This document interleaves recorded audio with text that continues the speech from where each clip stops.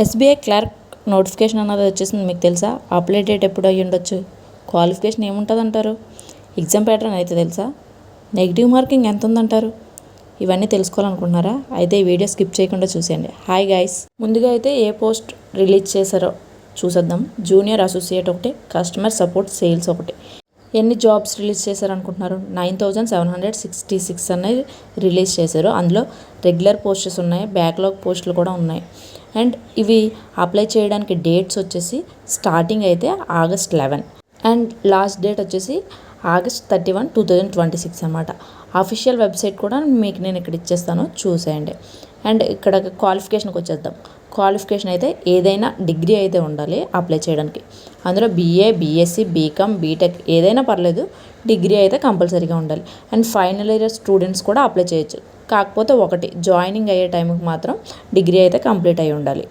ఇప్పుడైతే age limit చూసేద్దాం. Age limit వచ్చేసి 20 ఇయర్స్ మినిమమ్, మ్యాక్సిమం 28 ఇయర్స్. ఓబీసీకి అయితే 3 ఇయర్స్ రిలాక్సేషన్ అండ్ SC, STకి అయితే 5 ఇయర్స్ ఉంటుంది. నెక్స్ట్ వచ్చేసి ఎగ్జామ్ ప్యాటర్న్. SBI క్లర్క్ సెలక్షన్స్కి అయితే 3 స్టేజెస్ అన్న ఉంటాయి. ఫిలిమ్స్ ఒకటి, మెయిన్స్ ఒకటి, లోకల్ లాంగ్వేజ్ టెస్ట్ ఒకటి. ఎగ్జామ్ ప్యాటర్న్ ఇదనమాట. నెక్స్ట్ ఎగ్జామ్ ప్యాటర్న్లో ఫిలిమ్స్ 3 సబ్జెక్టులు అన్న ఉంటాయి. అందులో ఇంగ్లీష్ 30 క్వశ్చన్స్, 30 మార్క్స్ అనమాట, 20 మినిట్స్ ఇస్తాడు. And numerical ability 35 questions, 35 marks and 20 minutes. And third topic వస్తే రీజనింగ్ అనమాట, 35 క్వశ్చన్స్, 35 మార్క్స్, 20 మినిట్స్ అలా ఉంటుంది. మొత్తం ఓవరాల్గా 100 క్వశ్చన్స్, 100 మార్క్స్కి ఉంటాయి, 60 మినిట్స్ అనమాట. నెక్స్ట్ వచ్చేసి మెయిన్స్లో చూడండి 4 సెలక్షన్స్ అనేవి ఉంటాయి. General, financial awareness 50 questions and 50 marks అనమాట. జనరల్ ఇంగ్లీష్ 40 క్వశ్చన్స్ ఉంటాయి, 40 మార్క్స్ కూడా. Next quantitative aptitude 50 questions, 50 marks. And reasoning and computer aptitude 50 questions and 60 marks అనమాట. ఓవరాల్గా 190 questions and 200 marks. 2 hours 40 minutes అయితే ఇస్తారు. నెక్స్ట్ నెగిటివ్ మార్కింగ్ అనమాట. ప్రతి wrong ఆన్సర్కి 0.25 marks అన్నది మనకు మైనస్ అవుతుంది. సో అటెంప్ట్ చేసేటప్పుడు మీకు క్వశ్చన్ తెలిస్తేనే పెట్టండి, లేకపోతే వదిలేయండి. అలా మీరు వదిలేసిన దానికి ఏం మైనస్ చేయరు.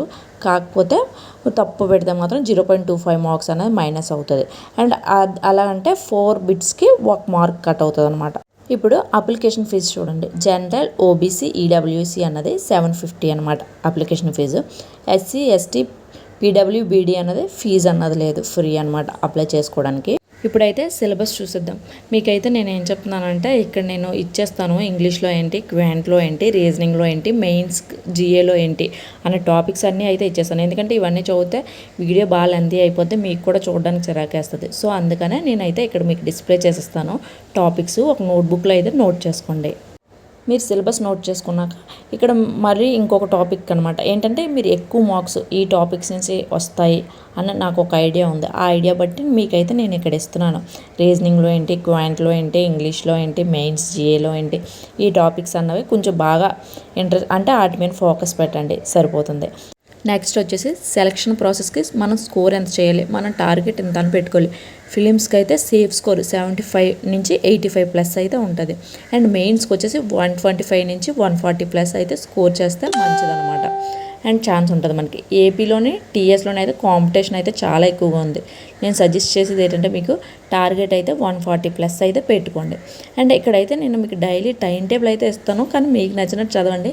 నాకు ఒక ఐడియా ఉంది, దాన్ని బట్టి నేను మీకు ఒక టైం టేబుల్ అన్నది ఇస్తున్నాను. మార్నింగ్ 2 hours చదవండి, క్వాంట్ 1 గంట, రీజనింగ్ 1 గంట.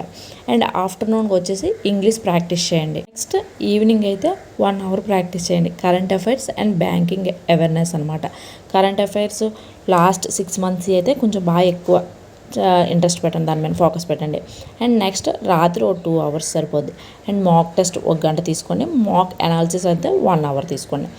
వీక్లీ వన్స్ అయితే మీరు కంపల్సరీగా ఫుల్ మార్క్ అన్నది తీసుకోండి.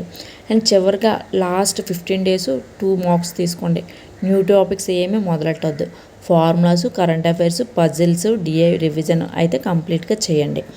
ఫైనల్గా ఏంటంటే నేను శాలరీ అక్కడ డిస్కస్ చేయలేదు. శాలరీ అయితే 29,000 to 46,000 అయితే ఉండొచ్చు. ఫైనల్గా A to Z SBI clerk preparation అన్నీ చెప్పాను. ఇంకా ఏమైనా మిస్ అయ్యి ఉంటే మీరు నాకు కామెంట్ చేయండి, నేను చెప్తాను. ఇలాంటి మరెన్నో వీడియోస్ కోసం అయితే మన ఛానల్ని తప్పకుండా సబ్స్క్రైబ్ చేసుకోండి. All the best guys.